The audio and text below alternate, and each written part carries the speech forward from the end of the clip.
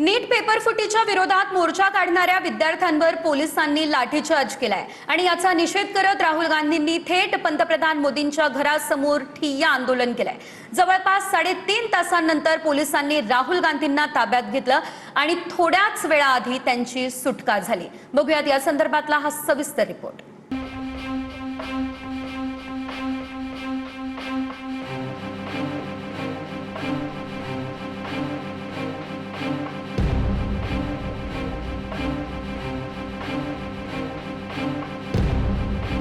विद्यार्थ्यांवरील लाठीचार्ज नंतर विरोधी पक्षनेते राहुल गांधींनी थेट पंतप्रधान नरेंद्र मोदींच्या घराबाहेर ठिय्या मांडला। 3.5 तासांच्या ठिय्या आंदोलनानंतर राहुल गांधी आणि प्रियंका गांधींना पोलिसांनी ताब्यात घेतलं आणि ठिय्या आंदोलन संपवलं। पोलिसांनी राहुल गांधी यांना उचलून गाडीत टाकलं। यावेळी राहुल गांधी रस्त्यावर झोपले। Democracy in India is happening right now. Democracy in India is happening right now. Rahul गांधींसह Congress आणि इंडिया आघाडीचे खासदारही ठिय्या आंदोलनामध्ये सहभागी झाले। समाजवादी पार्टीच्या अखिलेश यादव यांनाही पोलिसांनी ताब्यात घेतलं। पोलिसांच्या कारवाईवेळी खासदार आणि इतर आंदोलकांसोबत झटापटही झाली।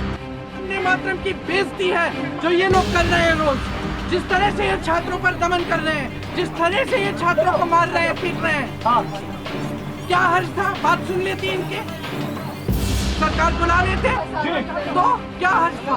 बात क्यों नहीं कर सकते? ये आतंकवाद है, बीजेपी का आतंकवाद है। ये बीजेपी का आतंकवाद है। ये छात्रों की सुन रही है। देखिए, जिम्मेदारी ये बनती है कि प्रधानमंत्री मांग को तो माने, छात्रों की मांग को तो माने। आगे का छात्रों की मांग क्यों नहीं मान रहे हैं? राहुल गांधी यांनी मोदींच्या घराबाहेरच ठिय्या आंदोलन सुरू केल्यानं काही मिनिटांमध्ये केंद्रीय मंत्री जितेंद्र सिंह हे चर्चेसाठी आले।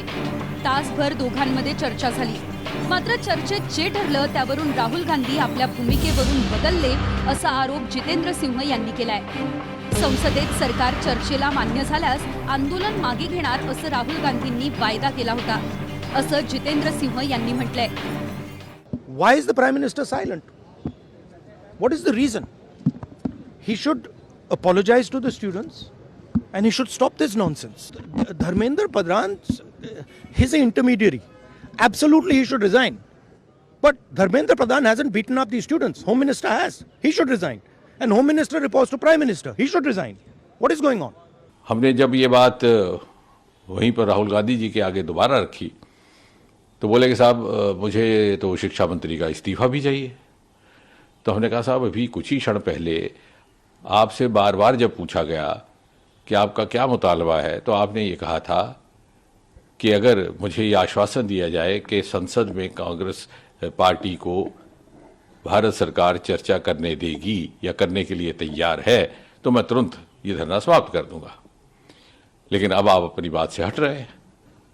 तो बोले साहब ये तो मेरी मर्जी है, मेरी मांगें बदल चुकी। राहुल गांधींना फक्त आंदोलनाची जागा बदलण्याची विनंती केली, मात्र त्यावर माझी मर्जी असं उत्तर राहुल गांधी देत राहिले।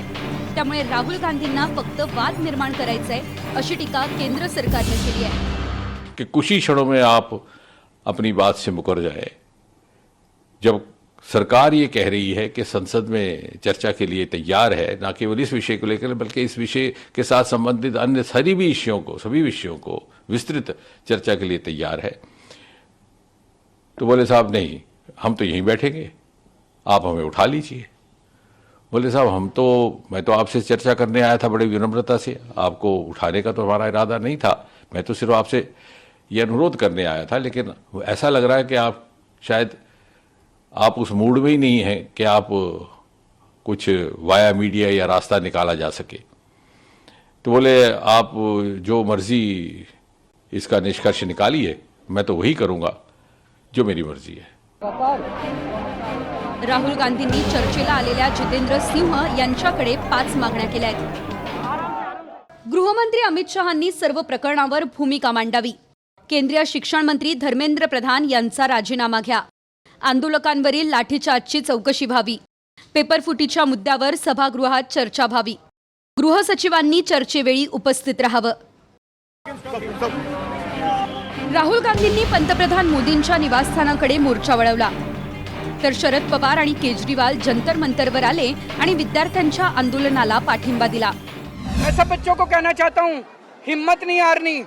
जब तक मकसद पूरा नहीं होता हमें डटे रहना है. बड़े से बड़े तानाशाह को भी जनता के सामने झुकना पड़ता है. मोदी जी की तो बिसात ही क्या है. और जब बच्चे कहते हैं पेपर लीक नहीं होने चाहिए तो उन पे डंडे बरसाते हैं. मोदी जी के अपने बच्चे नहीं है, इसलिए उन्हें पता नहीं है बच्चों का क्या, बच्चे होना क्या मतलब होता है. ये सारे बच्चे हमारे बच्चे हैं, किसी न किसी के माँ बाप के बच्चे हैं. इस तरह से डंडे बरसाना ठीक नहीं है. कॉक्रोच जनता पार्टीचे अध्यक्ष अभिजित दिपकेंसोबतही शरद पवारांनी चर्चा केली आणि केंद्र सरकारनं मागण्या पूर्ण कराव्या, नाहीतर शांत बसणार नाही असा इशारा पवारांनी दिला. सुरू करा. यांच्या लेजिस्लेटिव्ह ज्या मागण्या आहेत त्या खुल्या करा. बाकी काही नाही. नाही चाललं तर सुरू आम्ही शांत बसणार नाही. इकडे लोकसभा आणि राज्यसभेत विद्यार्थ्यांवरील लाठीचार्जवरून सलग दुसऱ्या दिवशी ही आक्रमक झाले.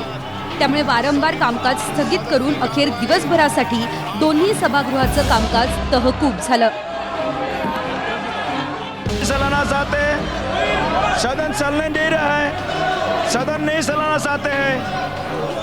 सदन की कार्यवाही कल सुबह बुधवार दिनांक 22 जुलाई 2026 को प्रातः 11 बजे तक के लिए स्थगित की जाती है. सदन की चर्चा जिस रूल्स रेगुलेशन के तहत होती है उसी के तहत होगी.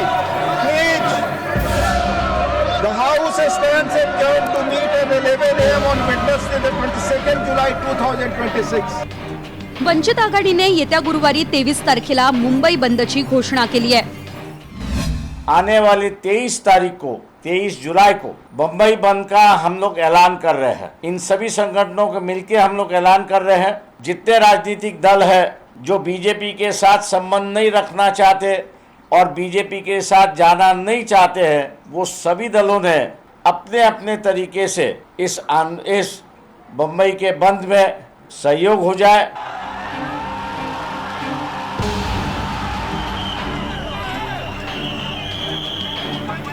कालपर्यंत कॉक्रोच जनता पार्टी आणि विद्यार्थी रस्त्यावर होते आणि आता राहुल गांधींसह इंडिया आघाडी आणि इतर विरोधकही विद्यार्थ्यांच्या समर्थनात उतरलेत. प्रमोद जगताप आणि अक्षय मंकनीसह निवृत्ती बाबर, TV9 मराठी, नवी दिल्ली.